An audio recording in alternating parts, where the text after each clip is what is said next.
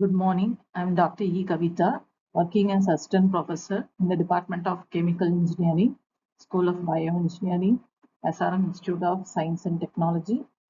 I welcome you all for the video on cleaner technologies and sustainability. In previous videos, I briefed about sustainability, biodiversity, what is the interconnection between sustainability, biodiversity, then clean technology, cleanup technology, the difference between clean and cleanup technology. And in this video, I'm going to explain about environmental life cycle assessment, then material reuse and industrial ecology. We'll move on to these slides. Environmental life cycle assessment. It is a systematic methodology to evaluate environmental impacts of the pollutions or the pollutants. So what is life cycle assessment? Life cycle assessment is a critical tool for sustainable decision making. It evaluates environmental impacts of a product, process, or a service from its initial point to its final stage of disposal. And this emphasizes on systematic assessment, impact evaluation, holistic framework. So the systematic assessment that uh, talks about that identifies and quantifies the energy and material inputs. An impact evaluation, that means it evaluates the or it assesses the emissions, waste, and environmental consequences. And holistic framework provides a scientific approach to understand and minimize the impacts of environmental pollutants. Next, let's see what are all the different phases of life cycle assessment.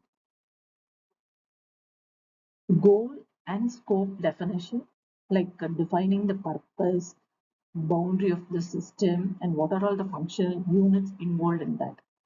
So that is under goal and scope. Then life cycle inventory. So this is like compiling input output data, how much energy is involved, how much water consumption, what are all the materials, how much material is used, how much is the emission of pollutants. Then life cycle impact assessment. So this evaluates the potential environmental impacts, for example, global warming, interpretation. So this involves identifying the key problem creating area like hotspots, recommending improvements, support with some decision making, or providing some alternate solutions. Next, let's see what are all the benefits of this life cycle assessment.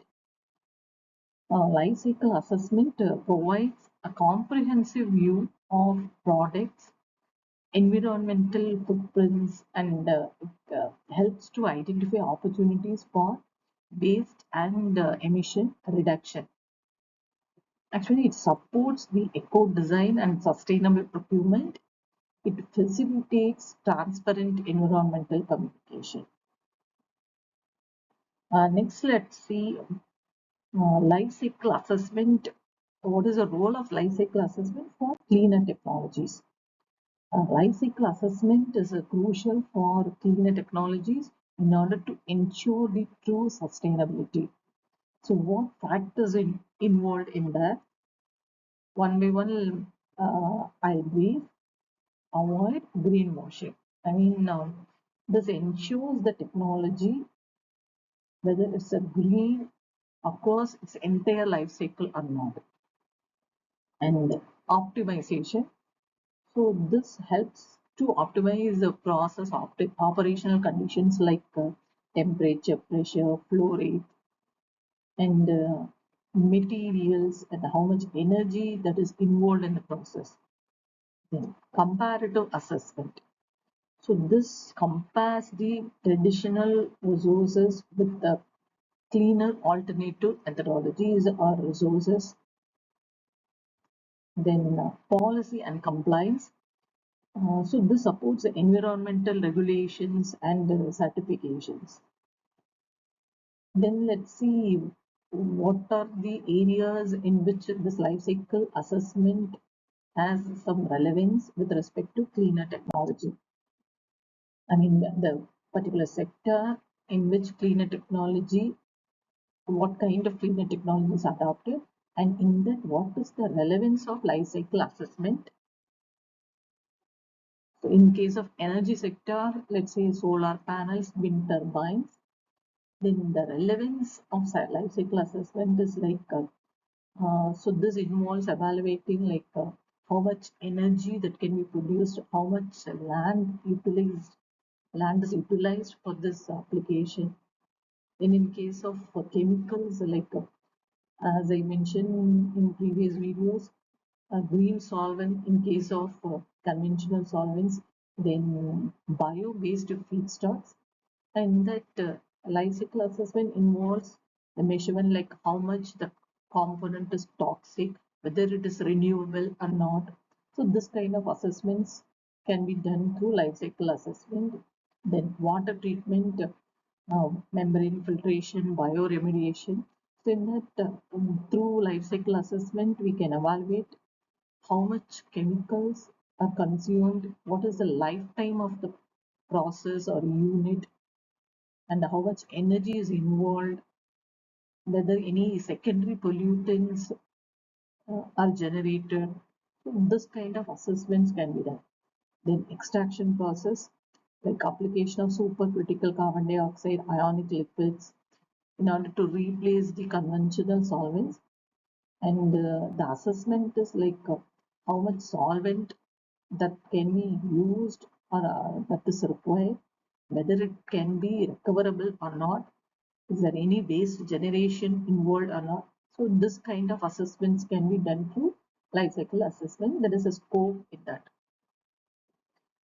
Next, let's see what is the link between life cycle assessment and sustainability. Life cycle assessment actually supports the three pillars of sustainability. So what are those? Environmental, economic, and social. So with respect to environmental, so it identifies the emissions, how much resource is used, and what is the hard spot for the creation of pollution. In economic aspect, so it optimizes the resource efficiency and it reduces the cost. And with respect to social aspect, it assesses human toxicity and occupational health risks. Next, let's see what are all the benefits in applying life cycle assessment in cleaner technology development. So, life cycle assessment is indispensable for ensuring the clean technologies truly support sustainable goals. And what are the factors involved, or what are the benefits of applying this life cycle assessment? One by one, let's see. Design for environment. So it helps to develop eco-friendly products from the very beginning of the process. The innovation driver. So it encourages sustainable inputs and the processes. Transparency. So it enables a fact-based environmental claims. Benchmarking. This enables standards for sustainable product labeling. Next, let's see what are all the challenges involved in life cycle assessment application. It involves, it requires data availability, and also the quality of the data is very important. Then, what is the system boundary that is to be clearly defined? Then, lack of standardization in some sectors that is also possible. Then, trade-offs between impact categories like water use versus global warming potential.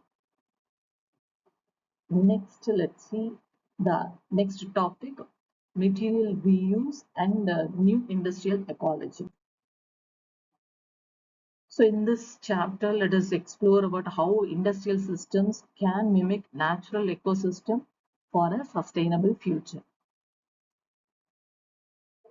So first, the important part, it's like understanding what is the meaning of material reuse and what is the use of that. So material reuse is a core concept in the new industrial ecology, which focuses on keeping the materials in circulation. So that means a circular economy. So this shifts from the concept of take, make decision, that linear approach to continuous material circulation.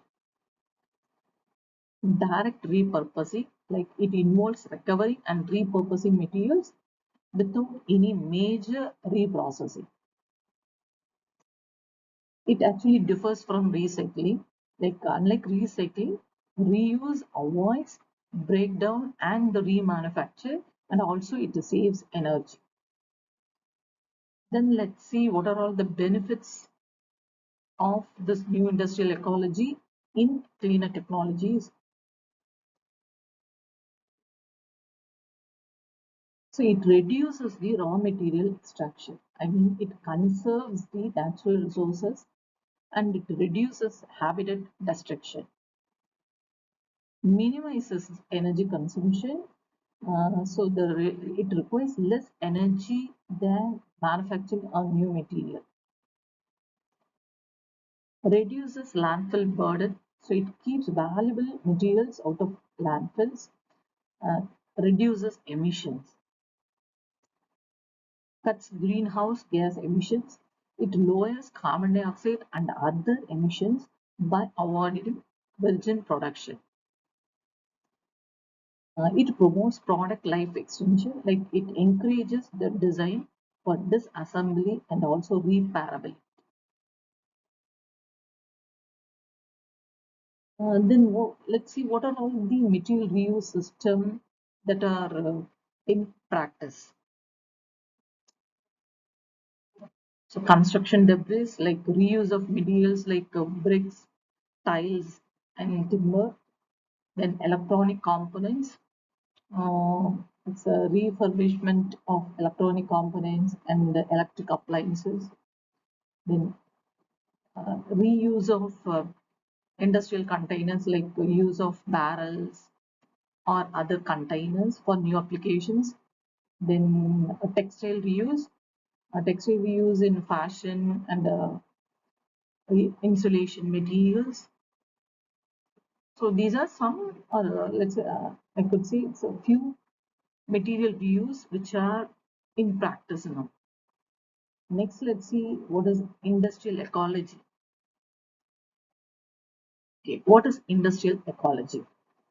Industrial ecology that involves material and energy flows, focusing on design industrial systems like natural ecosystems. So obviously it involves closed loop systems. I mean, based from one process becomes the input for the other, and the material energy flows. This focuses on the movement of resources through industrial systems. So from one unit to other unit, how much material is flowing, what is the energy involved, everything that is involved in industrial ecology. Next, let's see what are all the key principles of industrial ecology.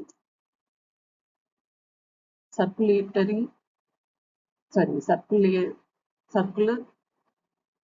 over linearity. I mean, circular economy, circular application over linearity. Like it replaces take, make, dispose concept, that is a linear concept, with closed loop systems.